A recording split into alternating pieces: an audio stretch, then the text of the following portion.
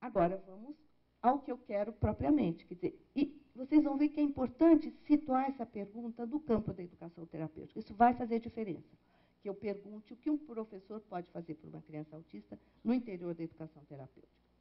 Então, próximos passos desse trabalho, desse campo em que a gente está se mexendo.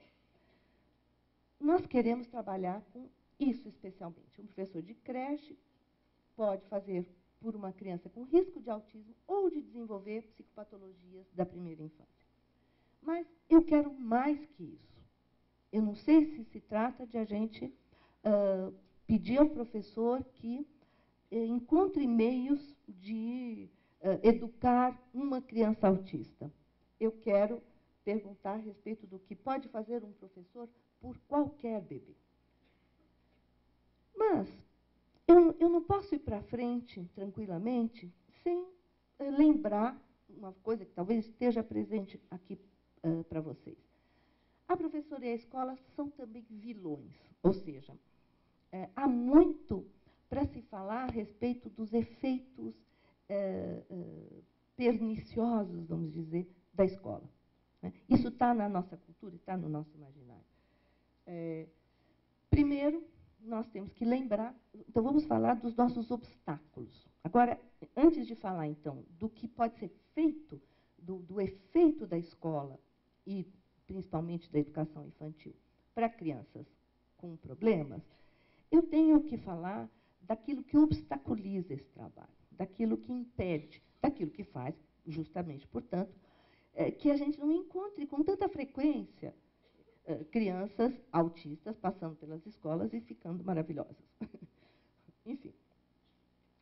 Temos primeiro que lembrar esse movimento forte de cognitivização da educação infantil, que quer dizer o seguinte, essa tendência, essa necessidade de colocar a criança no lugar daquele que aprende, daquele que precisa desenvolver habilidades intelectuais, cognitivas, a ponto de as creches estarem sendo chamadas atualmente de educação infantil e seus cuidadores de professores. Né?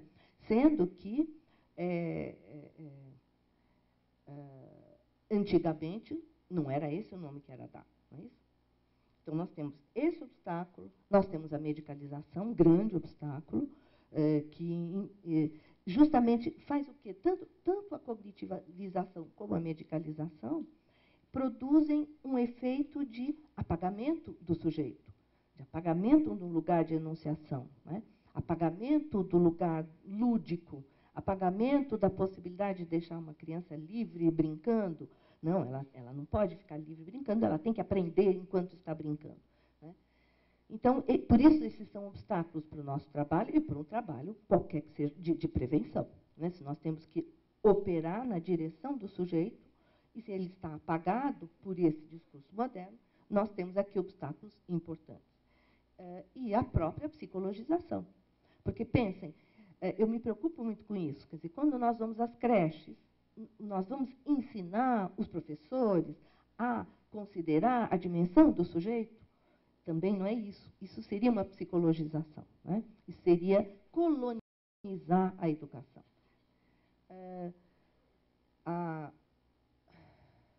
Eu tenho visto muitas críticas a isso. Eu vi, por exemplo, num livro da Crespan, um caso muito interessante.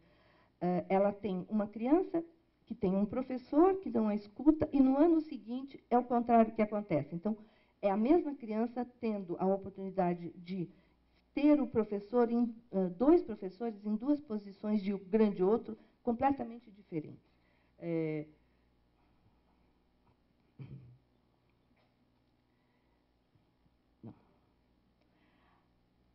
A educação também em sua dimensão de injunção fálica, isso também é uma coisa importante de ser considerada. A educação não pensada em seu sentido amplo, pensada como uma prática social que restringe e que busca uma injunção, pede que o aluno se coloque numa certa posição. Isso pode ter um efeito, muitas vezes, ou psicotizante, ou de surgimento, por exemplo, de um surto. Quando se pede à criança, mas na forma de injunção, e a escola faz isso, quando se pede à criança que ocupe, eu estou falando de criança, mas isso acontece principalmente com os adolescentes, com os adultos. Por exemplo, tanto na educação como quando se trata de pedir a um psicótico que vá trabalhar, né? Quando se põe, quando se obriga, quando se faz um tipo de trabalho em que ele tem que ir buscar um lugar, e isso é colocado como injunção, e ele não pode responder, ele não tem recursos para responder desse lugar, o efeito é uma psicotização, é um surto. Então, é verdade que aqui eu pus educação, mas não é exatamente a educação que pode produzir essa injunção fálica. Eu estou me referindo principalmente à escola como instituição. A escola para a criança e o trabalho para o adulto. Ambos podem ter um efeito de injunção fálica. Portanto, isso também precisa ser levado em conta. E também, a gente ouve muito falar de situações em que o autista vai à escola e fica perturbado pelo barulho, pela quantidade de pessoas,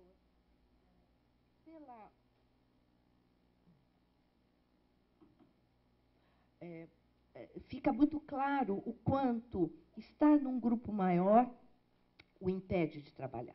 Então, isso também é um argumento que faz muitos psicanalistas dizerem que é bom que a criança autista não vá à escola, né? Que ela trabalhe com um adulto apenas. Eu já ouvi muito isso. Não leve essa criança para a escola. Deixe essa criança com uma babá em casa, ela vai se beneficiar muito mais, porque está num trabalho individual, o grupo perturba a criança. Portanto, nós temos, de um lado, observações e grandes eixos que nos fazem pensar que a escola e a educação são parceiros e auxiliares e são ferramenta terapêutica, e temos, de outro lado, vozes dizendo para nós que a escola pode funcionar como um outro ameaçador, como um outro intrusivo, né, como um outro não barrado, que vai, então, ter efeitos perturbadores muito mais do que terapêuticos. Então, nós temos que pensar como e por que uma escola e um professor podem ser terapêuticos.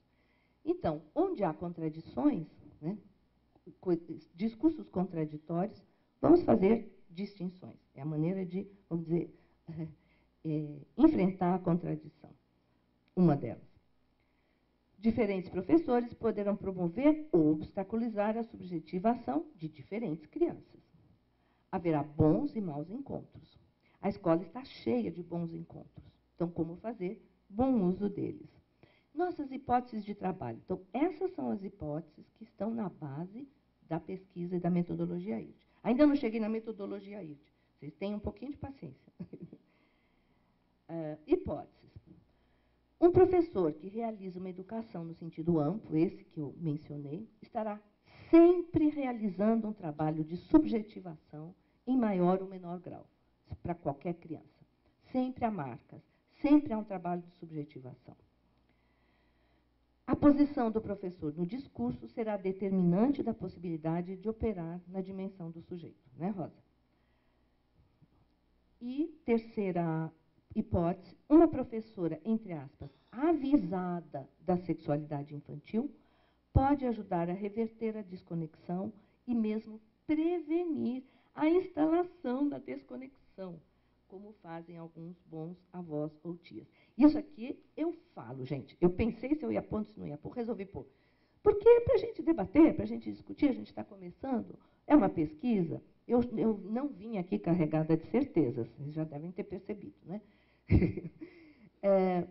Mas eu quero pensar isso. Ela pode prevenir a instalação, né? Como fazem avós ou tios. São situações das quais a gente nem ouve falar, né? Vocês viram ontem a performance em torno da Melina Otombo, né? Ali está bem, está dito, estava claro que estava em curso um autismo, mas a gente sabe que foi a avó da Meli que veio chamá-la, né? É uma avó. Então, os avós ou tias fazem essa função e podem fazer em situações que a gente até desconhece. Uma criança que poderia ter ido na direção de um autismo, e não foi. Não era a avó do paciente do Alfredo, mas outras podem fazê-lo. Então, mas vamos com calma, vamos trabalhar mais com a previsão no sentido prevenção no sentido da intervenção a tempo. Por enquanto, fiquemos com a intervenção a tempo. Então, vamos trabalhar com essas 3 hipóteses. Primeiro, a hipótese da subjetivação. É claro, não basta cuidar para realizar o trabalho de subjetivação. Isso também nós já vimos muito, todos os textos operam com isso. Não basta colocar uma professora numa situação de creche infantil, dando banho e comida para que a subjetivação se dê. Mas a gente sabe que cuidar na creche faz marcas subjetivas. Aí, essa é a grande questão. Seriam marcas semelhantes àquelas que realiza a mãe? Ou de quem esteja ocupando o lugar de outro primordial? Né? E aí, a hipótese com a qual eu quero trabalhar é de que as marcas são importantes o suficiente para reorientar, para infletir a orientação do destino de uma criança. Sim. Porém, para que se reoriente a direção de um destino provavelmente autístico, é necessário que a professora esteja ocupando o lugar de outro primordial. Ou seja, quando ela está trabalhando com crianças na creche, crianças com fazendo as práticas de uma professora, ela está subjetivando, ela está marcando, ela está orientando destinos de uma criança. Isso pode acontecer. Agora, quando se trata de um risco autístico, ela tem que estar numa posição peculiar. Ela tem que estar na posição de outro primordial. No caso das crianças em risco de autismo. Isso é uma discussão que a gente tem com o grupo de Curitiba. Né? É uma posição semelhante à da mãe ou não é semelhante à da mãe? No caso das crianças em risco, sim. Apenas nesse caso. E aí, olha o que eu fiz. Eu peguei um trechinho de um trabalho da Leda, em que ela está falando do lugar do analista. E aí eu estou parafraseando. Eu estou dizendo o seguinte. No caso de uma criança ainda objeto, quer dizer, essa criança que ainda para quem o efeito sujeito não se deu, no caso de uma criança ainda objeto, aqui nós estamos também fazendo referência a autores como a Colette Soler, que fala dessa criança objeto, para a qual é necessário o trabalho analítico. No caso de uma criança ainda objeto, o analista terá que ocupar um lugar impregnado de desejo, ao estilo do outro primordial. Isso no caso do analista. Isso é uma discussão que a Leda traz. O analista não pode se furtar a esse lugar de desejo, né, ao estilo do outro primordial. E aí eu digo que também o professor poderá ocupar esse mesmo lugar impregnado de desejo, ao estilo do outro primordial, quando estiver na creche, diante de uma criança em risco de autismo. E eu vou dizer para vocês, eu acompanhei recentemente uma criança nessas condições. E aí é muito interessante, porque é uma criança com um grupo de professores, os professores recebem a criança, percebem que ela está sem lugar na família, e elas começam a trabalhar com essa criança, uma criança com traços autistas, com 8 meses, e esses traços desaparecem. E o que aconteceu? Uma das professoras tomou essa criança particularmente. Ali, alguma coisa da posição materna ocorreu. Alguma coisa dessa posição foi posta em marcha. Senão, essa criança não teria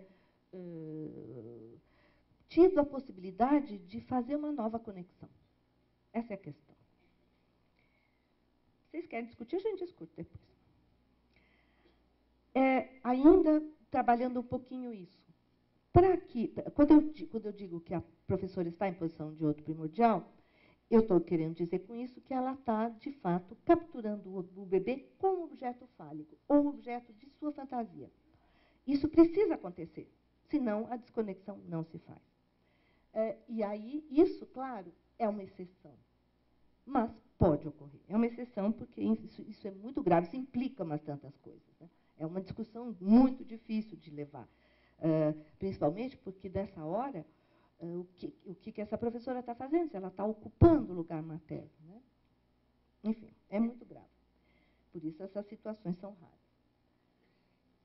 Aí, ainda, agora falando da segunda hipótese de trabalho. A primeira hipótese era a questão das marcas, produz marcas, sim. A segunda hipótese depende da posição da professora no discurso. E, dependendo da posição em que ela está, haverá ou não marcas, haverá ou não subjetivação. E aí, a Mariotto é quem me ajuda a fazer essa discussão. O livro dela é super bacana para discutir todas essas questões que eu estou trazendo para vocês.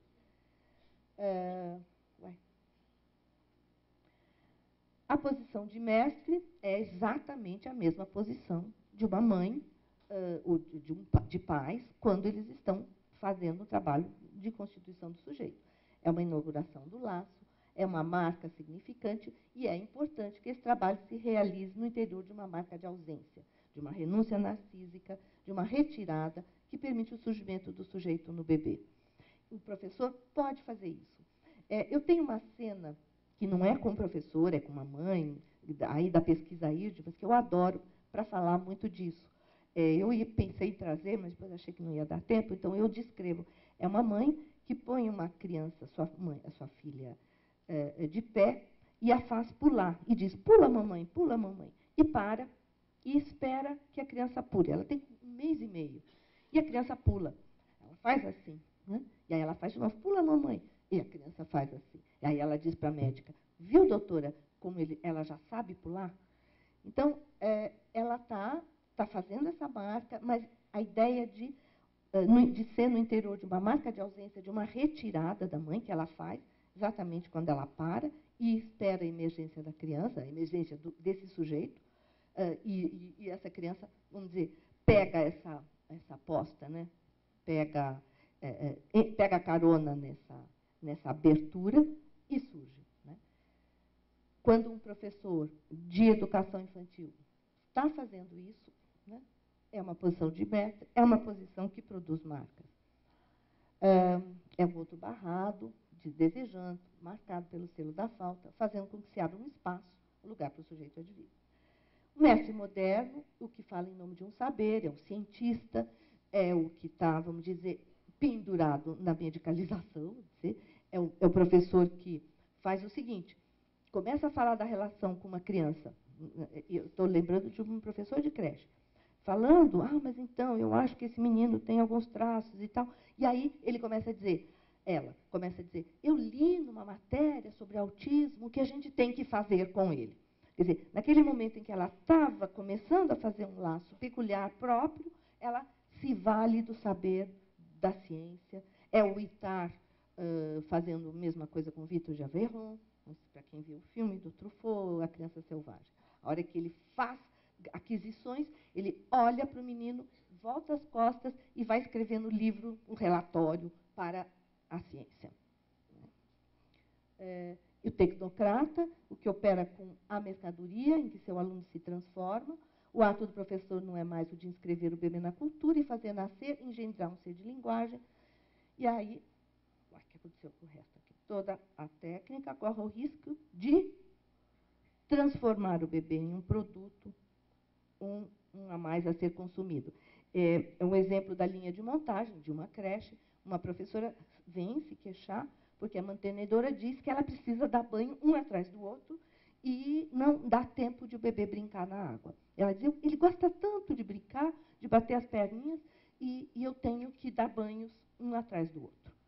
Algo parecido com isso. Bom, e, finalmente, a terceira hipótese de um professor avisado. Claro, não se trata de oferecer cursos de psicanálise, o Freud já disse que isso não resolve. Trata-se de propor um acompanhamento em serviço. Estou chegando na metodologia IRD. Caramba, já falei 40 minutos. Então, mais 10 e a gente fala da metodologia nesses 10. Então, eu propus, a minha proposta era de fazer os fundamentos do trabalho. Então, qual vai ser o trabalho do psicanalista nesse acompanhamento em serviço? Ou para permitir que a escola e o professor realmente tenham os efeitos que a gente gostaria que tivesse. Esse slide aqui, eu não sei o que aconteceu, começou pelo terceiro. Peraí, vocês vão fazer ao contrário. Mas, bom, a ordem dos fatores não altera o produto. Espero. nós vamos trabalhar para a criação de condições. É só o que nós podemos fazer, né? Nós colocamos o solo fértil e aos sujeitos, vamos dizer, a opção, a escolha de pegar ou largar. Criamos condições para florescimento das posições do professor que propiciem o trabalho com o sujeito, que apareçam mais as posições de mestre do que as de tecnocrata e mestre moderno. A neutralização do que obstaculiza o trabalho com o sujeito. Como é que a gente faz essa neutralização? Encontrando e acompanhando, fazendo holding do holding, que é holding do holding é uma expressão muito feliz da Bukobzar, né, que está no livro da Leda, que é nós fazemos o acolhimento do professor, que, por sua vez, vai fazer o acolhimento da criança. Fazer o holding do holding, fazer e acompanhar o professor que estiver na boa posição para enfrentar o fechamento de uma criança em risco de se tornar autista. Isso é, a gente está lá na creche e a gente vê que tem um professor em especial para quem as coisas estão andando melhor. É ali que nós vamos fazer o acompanhamento. Não se trata de transpor, isso é que é importante, não se trata de transpor o saber do psicanalista para situações fora do enquadro do tratamento clássico e colocá-lo à disposição dos profissionais da educação. É mais que isso. A gente vai levar o psicanalítico ao coração do educativo e não apenas colonizar a educação com seu saber. Se trata de transpor. Eu sei, eu vou ensinar para vocês, né? O psicanalítico já está lá. Trata-se, então, de sublinhar isso e reconhecer onde ele já está. Ou seja, a subjetivação, a constituição do sujeito, as marcas subjetivas, a possibilidade de emergência do sujeito, tudo isso está lá. Apenas nós temos que reconhecer e sublinhar quando aparece. E aí, feito esse trabalho, só vai restar o exercício da responsabilidade pelo desejo. Ou seja, quero dizer que, se a gente faz um trabalho de acompanhamento, e eu vou falar desse acompanhamento, que é a metodologia IRD, se a gente faz esse acompanhamento, isso não quer dizer que o autismo vai desaparecer, porque vai restar a responsabilidade pelo desejo, pela escolha, alguma coisa que ali se enceta, se gesta, né, e sobre a qual nós não podemos operar em ambiente de creche. Aí vamos agora dizer como é que nós vamos fazer esse trabalho, né? E eu digo que eu vou fazer uso dos IRDs. O que são os IRDs, né? Os IRDs, como a Leda contou, foram apresentados 10 anos atrás, são um protocolo de 31 indicadores clínicos de risco que esse grupo GNP criou para uso por pediatras em consultas regulares, para detecção de problemas de desenvolvimento. Muito bem. E aqui eu tenho a referência do artigo em que toda a pesquisa está descrita. Eu pus 4 slides com os IRDs para vocês verem o que são os IRDs, né? Nós não vamos entrar nos detalhes deles propriamente. São simples. Quando a criança chora ou grita, a professora sabe o que ela quer. Eu transformei nós já fizemos uma série de mudanças, não só essas, muitas outras tiveram que ser feitas, muito interessantes. Depois eu conto para vocês. 4 a 8, 8 a 12, 12 a 18. A criança diferencia objetos maternos, paternos e próprios, a criança olha com curiosidade para o que interessa a professora. Muito bem. O que nós fizemos com esses IRDs? Primeiro, nós criamos a metodologia IRD, que é um termo cunhado pela Leda, porque é um conjunto de procedimentos para dentro da creche. Então, a gente vai fazer um acompanhamento orientado pelos IRDs, dos encontros e desencontros da professora no exercício da função, aqui me escapou, da função materna. Eu estou usando uma outra expressão. Em vez de falar em função materna, eu estou falando em função maternante, para diferenciar de maternagem e diferenciar da função materna propriamente dita de outro primordial. Ainda mais, o que nós estamos fazendo dentro dessa metodologia, um holding, como eu já falei. Também uma neutralização do discurso social moderno por meio do reconhecimento do ato educativo e, portanto, subjetivante do professor. Ou seja, a hora que a gente entende, olha o ato educativo como subjetivante, nós estamos fazendo uma neutralização desse discurso que vai na direção oposta, que é a de extrair a dimensão subjetivante do ato educativo e entendê-lo apenas como ato de instrução e tal. É também uma intervenção ético-política, porque busca reintroduzir o sujeito que está excluído das práticas científicas atuais e também vai fazer resistência ao movimento de medicalização, movimento esse que atribui ao professor o papel de diagnosticador e realiza, então, essa medicação maciça, né? Isso eu estou aqui me referindo aos TDAHs, né? Aos professores diagnosticadores. A gente quer evitar isso a todo custo.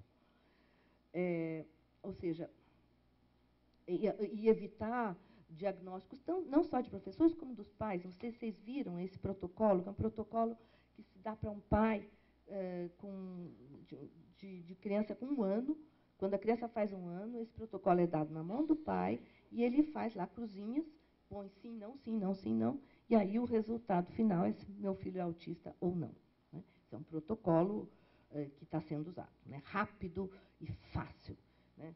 Então, a gente, nesse trabalho de acompanhamento, que é um acompanhamento de 1 ano, vai na direção oposta a essa rapidez. Né? Não é um trabalho orientado pela noção de higiene mental, não estamos buscando que as crianças deixem de adoecer, né? Mas que estruturem uma determinada relação com os outros, pautada pela possibilidade de dizer. Isso eu sublinho muito. Bom, agora, vamos pensar também por que os IRDs. Então, uma coisa é a gente ir para a escola, acompanhar os professores, neutralizar o que obstaculiza o lugar do sujeito. Isso é uma coisa. Outra coisa é por que usar os IRDs. Então, os IRDs têm uma lógica que é muito interessante para esse nosso trabalho. Primeiro, é um recorte preciso sobre a construção da sexualidade infantil, ou, se vocês quiserem, do circuito pulsional, ou, se vocês quiserem, do sujeito.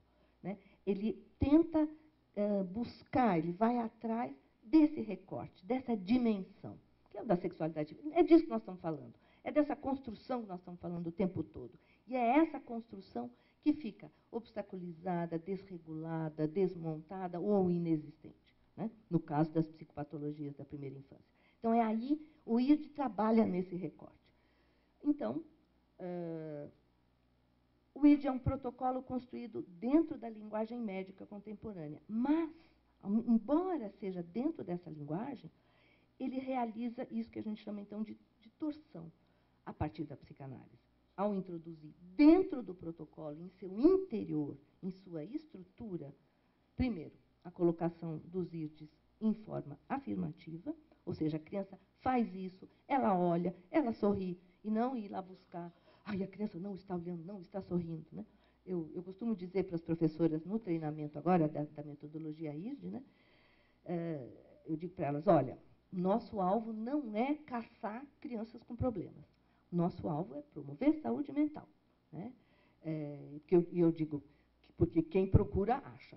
Né? Se vocês começarem a olhar sinais, vocês vão achar. Né? Então, a ideia é colocar as coisas numa outra direção. Colocação de forma afirmativa. Isso aqui é muito importante. Os IRDs, no interior do protocolo, estão colocadas a incerteza, o equívoco e a escansão temporal em sua marcação. Ou seja, isso incomoda muito os médicos. Né? Eles olham o indicador e falam, mas eu não sei bem se é isso. E dá um nervoso, porque precisa dizer se é ou se não é. No acompanhamento, né, quando a gente está na creche e fazendo isso durante 1 ano, não tem importância se a professora não tem certeza. Aliás, não é a professora que vai olhar isso, é um monitor. O monitor está acompanhando a professora justamente para ela não ter que ficar diagnosticando. Mas numa conversa com o monitor, e se aparece uma incerteza, não tem problema nenhum. O equívoco também não tem problema. A escansão temporal também não.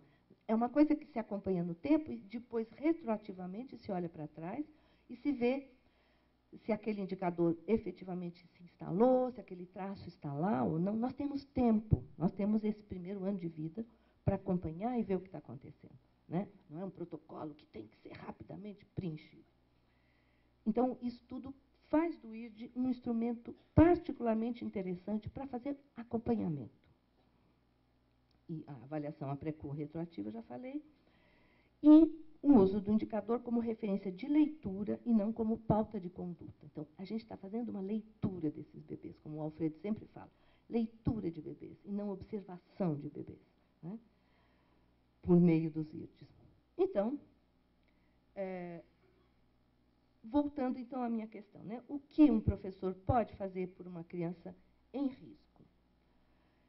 Oferecer um outro primordial e, assim, citando a Leda, já que a Leda não fez conferência aqui, nem a Rosa, eu falei, eu vou trazê-las para a conferência o tempo todo. Nós somos as parceiras nesse trabalho, então elas estão sempre presentes.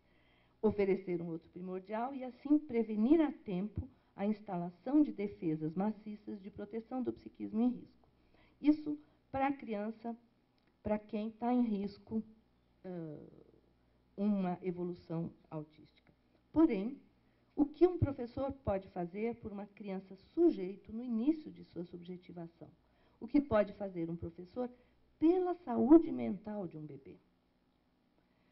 Oferecer um outro, minúsculo, uma alternativa que ofereça marcas educativas e subjetivantes outras e introduza a variedade, que sabemos bem pode ser terapêutica.